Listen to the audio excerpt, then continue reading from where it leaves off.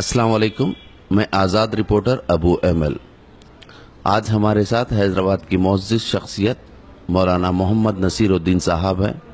आइए हम इस सिलसिले में गुफ्तगू करते हैं कि कुछ दिनों से टीवी चैनल्स पर तलाक़ के मौजू पर एक डिबेट्स का सिलसिला शुरू हुआ है। आखिर इसकी क्या वजह क्या पड़ी, और इस ताल्लुक़ से हम मौलाना नसीर साहब से गुफ्तगू करते हैं। अस्सलाम वालेकुम। तलाक़ के मौजू पर जो डिबेट चल रही है, इसकी ज़रूरत क्या पड़ी, ये तो जो लोग चला रहे हैं वो उनसे पूछने की चीज़ है। ज़रूरत मुसलमानों को उलझाने की है, उनको इसलिए वो छेड़ा गया है। लेकिन हकीकत क्या है तलाक़ की, इसके बारे में मैं आपके सामने कुछ बातें रखना चाहता हूँ। देखिए, ज़िंदगी गुजारने के लिए निकाह किया जाता है, मियाँ बीवी मिलकर रहते हैं, ख़ानदान बनता है, उससे दुनिया आबाद होती है। मियाँ बीवी में अगर ज़हनी नाइत्तफ़ाक़ी हो, उनके रहन सहन में, खाने पीने में, सोचने में, ज़िंदगी गुजारने के मक़ासिद में, तो इख्तलाफ होता है। ये इख्तलाफ के बाद ज़िंदगी दुश्वार हो जाती है, तो बहुत से मज़हब में छुटकारे की कोई सूरत नहीं है, इसलिए गैस का तेल डाल के आग लगा के जला देते। लेकिन इस्लाम में जब ज़िंदगी गुजारना मुश्किल हो जाए तो शराफत से अलग होने का तरीक़ा मुक़र्रर किया जाए, उसका नाम है तलाक़। उसके लिए इस्लाम में तरीक़ा ये है कि आप औरत को एकदम नहीं छोड़ सकते। एक लफ्ज़ से मैंने निकाह कबूल किया ये कह के तो जोड़ सकते हैं शादी, बस तलाक़ दे के एकदम छोड़ नहीं सकते। उससे पहले कुछ प्रोसेस है शरीयत में। चुनांचे फरमाया गया, वल्लाती तखाफून नुशुज़हुन्ना फ़इज़ुहुन्ना, जिस औरत से तुमको सरकशी का अंदेशा हो जाए उसको वास करके समझाओ, नसीहत करो। न माने तो वज़रिबुहुन्ना, उनको धप्पे मारो।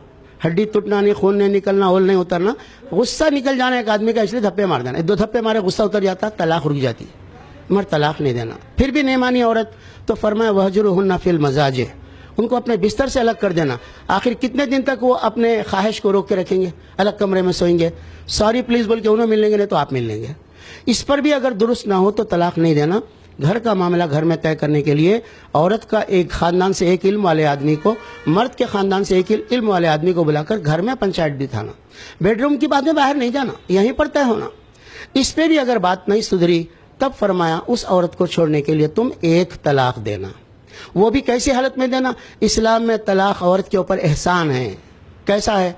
उस औरत को नापाकी की हालत में तलाक़ नहीं देना। क्यों? ये अय्याम के जो दिन होते हैं मंथली कोर्स, उसमें दिमाग एक जगह नहीं रहता, जिस्म एक जगह नहीं रहता, 8 दिन से एक दूसरे मिले नहीं रहते हैं, तो चिड़चिड़ापन मिजाज में रहता है। तो ये बीमारी की हालत में उसको तुम तलाक़ नहीं देना। वो नहा के पाक होने के बाद अगर तुम मुलाकात कर लिए, बिस्तर सो गए आप एक दूसरे के साथ, तो उसको हमल ठहर जा सकता है। तो जिस औरत को छोड़ना है उसके पेट में 9 महीने के लिए उसके बच्चे को छोड़ के आप क्यों तलाक़ देते आप? इसलिए वो पाक होने के बाद उससे मुलाकात किए बगैर एक तलाक़ देना।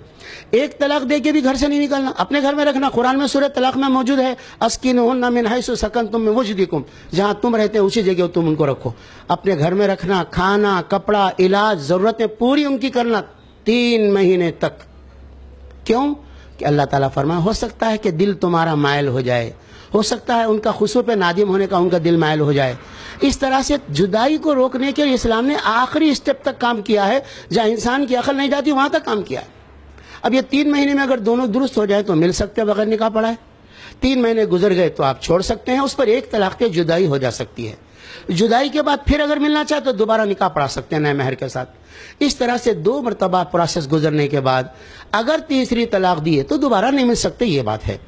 लेकिन 3 तलाक़ एक साथ दे देना, उसका जहेज बेच लेना, उसका सामान खा जाना, उसको मार के ज़ख्मी कर देना, उसके हुस्न जमाल को चकले लगा देना और बाहर के उसको बाहर निकाल देना, ये जो तलाक़ का सिस्टम कहीं कहीं चलता है वो गलत है। वो इस्लाम से उसका ताल्लुक़ नहीं है, जाहिल लोग हैं जो कर रहे हैं। इसलिए मुसलमान एक दूसरे को एजुकेट करना चाहिए कि तलाक़ कैसे देना चाहिए। अब आइए मैं आपको ये बताता हूँ एक बात। ये 3 तलाक़ देने का रिवाज भी मुसलमानों में दूसरों से कम है। मुसलमानों में 5% तलाक़ होती है, उससे ज़्यादा नहीं होती, जबकि 23% बग़ैर तलाक़ के, बग़ैर शोहर के मुअल्लक़ ज़िंदगी गुजार रही गैर मुस्लिम औरतें। शादी हो गई, निभाव नहीं हो सक रहा है, कोर्ट को गए तो तलाक़ जल्दी नहीं होती, 8-8 साल लगते हैं। कितने लोगों के केसेस हमको मालूम है।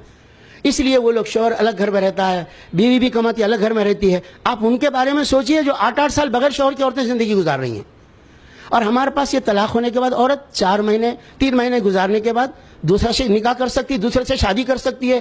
اس کے پسند کے شادی میں رکاوٹ نہیں ڈالنا قرآن میں لکھا ہوا ہے. اور طلاق دے کے بھیجتے وقت اس کا لایا ہوا سامان دے دینا، اپن دیے سو سامان دے دینا، زیور دے دینا، سب دے کے تحفہ دے کے بھیجو. قرآن میں لکھا ہوا ہے طلاق دے کے مار کے بھیجو نہیں، تحفہ دے کے بھیجو. وَلِلْمُطَلَّقَاتِ مَتَاعٌ بِالْمَعْرُوفِ حَقًّا عَلَى الْمُتَّقِينَ. جن عورتوں کو طلاق دی گئی ہے ان کو کچھ نہ کچھ تحفہ دے کے بھیجو. یہ ہے اسلام میں طلاق. اس کے مقابلے میں کہتے ہیں کہ لوگ جو ہے اسلام میں ظلم ہے عورتوں پر. میں بتاؤں، ودوا شالے ہیں گو شالے کی طرح سے متھرا میں دیکھ کے آیا ہوں. پہلے تو آپ کے پاس طلاق نہیں ہے غیر مسلموں کے پاس، اب انہوں نے بھی لے لیا ہے ڈیورس کا ایک سسٹم اپنا لیا انسانوں کے حالت سے، تو وہ ڈیورس کے بعد وہ دوسری شادی نہیں کر سکتی. اور آپ کو معلوم ہی ہے وہ ڈیورس کے بعد کوئی آدمی مر گیا تو اس کے بعد عورت بھی دوسری شادی نہیں کر سکتی. آپ کے پاس یہ حالت ہے کہ ایک بیوہ عورت جس کا شوہر مر گیا، اس کی بیٹی بڑی ہو گئی، شادی ہو رہی ہے، شادی کے منڈپ میں وہ دلہن کی ماں نہیں جا سکتی کیونکہ ودوا ہے. وہ اتنا ظلم تو وہاں پر ہے کہ گایوں کو جس طرح سے رکھ کے چارہ دیتے ہیں، سفید ساڑی پہنا کے سر کے بال منڈا کے ودوا شالے میں رکھتے ہیں، اور وہ میڈیا والے ہم سے کہتے ہیں کہ اسلام میں طلاق میں ظلم ہے.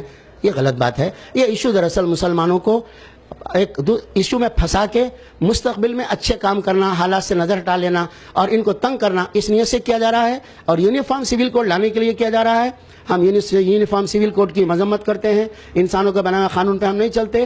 ہم خدا کا بنایا ہوا قانون قرآن میں موجود ہے، اس پر ہمارا ایمان ہے، ہم اسی کے اوپر چلیں گے اور حکومت کو یونیفارم سول کوڈ نہیں لانے دیں گے. اور بہت سے لوگ ہیں جو یونیفارم سول کوڈ کی مذمت کر رہے ہیں. ہم مسلم پرسن لا کی حفاظت کریں گے، مسلمانوں کو ایجوکیٹ کریں گے، غیر مسلم کی غلط فہمی بھی دور کریں گے انشاءاللہ.